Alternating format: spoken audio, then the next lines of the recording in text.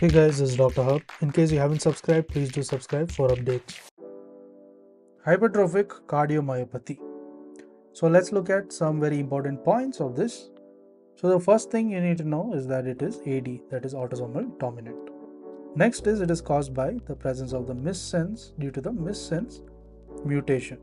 So it is caused by the missense mutation.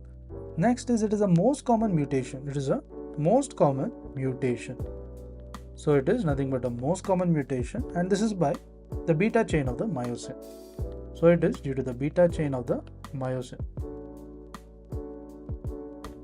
Then comes the presence of the myofiber disarray. So the myofiber disarray. So myofiber disarray, this is seen in terms of the histology.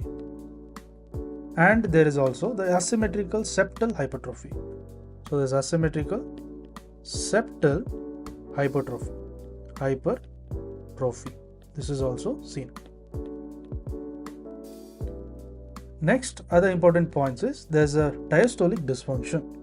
So there is presence of the diastolic. So there is diastolic dysfunction which is seen, and on echocardiography. So on the echocardiography, what is seen?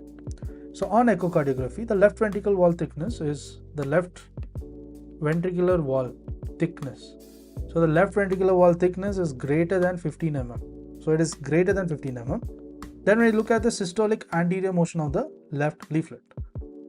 So the systolic anterior motion, and this is of the left leaflet.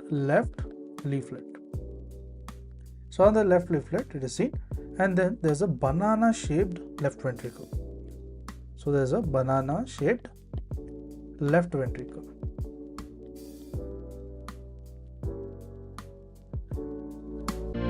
To learn and grow daily like this, please do subscribe.